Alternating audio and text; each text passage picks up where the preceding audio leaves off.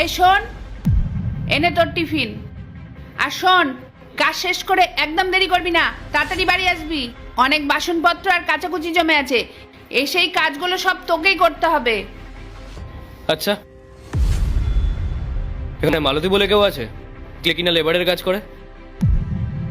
Police? আর আমাদের বাড়িতে? হ্যাঁ স্যার, আমি বানুতি। বলুন না কি হয়েছে। তুমি সে মালতী যে লেবারের কাজ করো? হ্যাঁ স্যার, এটাই তো আমার পেশা। কিন্তু কি হয়েছে বলবেন তো? তোমাকে ডিএম স্যার ডেকেছেন, এখনই আমার সাথে চলো। DM sir? কিন্তু কেন স্যার? আমি তো কিছুই করিনি। তুই সত্যি করে বলতো, বাইরে কার সাথে ঝামেলা করেছিস যে পুলিশ আজ আমাদের বাড়ির দোর গড়ায়? তুই কুলি মজুরের কাজ করিস আর আমি তোকে কাজে পাঠাই। মা, আমি সত্যি কথা বলছি যে আমি কিচ্ছু করিনি। আমি তো প্রতিদিন কাজ শেষ করে বাড়ি ফিরে আসি।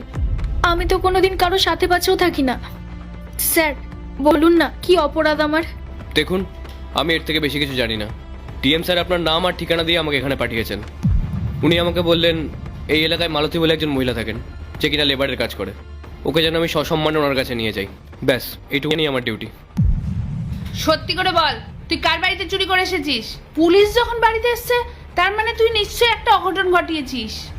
ডিএম স্যার কি এমনি এমনি তোকে ডেকে পাঠিয়েছে? তোর মা তো পৃথিবী ছেড়ে চলে গেল আর সবকিছু আমার ঘাড়ে চাপিয়ে দিয়ে গেছে। এখন তোর জন্য আমাকে জেলেও যেতে হবে নাকি? মা, আমি ভগবানকে সাক্ষী রেখে বলছি আমি সত্যিই কোনো ভুল কাজ করিনি। স্যার, আমি তো সামান্য একজন দিনমজুর। এই হাড় ভাঙা খাটুনি খেটেই আমার পেট চলে। আর আপনিই বলুন না, আমার মতো একজন সামান্য মানুষকে এত বড় অফিসার কেন ডাকবেন? দেখুন স্যার, আমি এর মধ্যে নেই। ও বাইরে কি কাজ করেছে আমি সেটা জানি না। আপনি বরঞ্চ ওকেই নিয়ে যান। দেখুন, আপনি ওর গার্জিয়ান, তাই আপনাকে ছাড়া ওকে আমি একা নিয়ে যেতে পারবো না। তাই নিয়ম অনুযায়ী আপনাদের দুজনকেই যেতে হবে। অনেক দেরি হয়ে যাচ্ছে, তাড়াতাড়ি আসুন। চলুন চলুন, আসুন, চলুন আসুন। তোর জন্য শহরে আমার নাক কাটা গেল। কত কষ্ট করে আমি সংসারটা চালাই, তুই সেখানে কি করলি? তুই এমন কুকীর্তি করলি যে আজকে আমাকে ডিএম সাহেবের দপ্তরে আসতে হলো।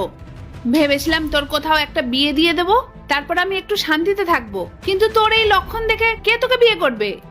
সব সময় ঝামেলা পাকালে না কেউ তোকে ঘরে নেবে না।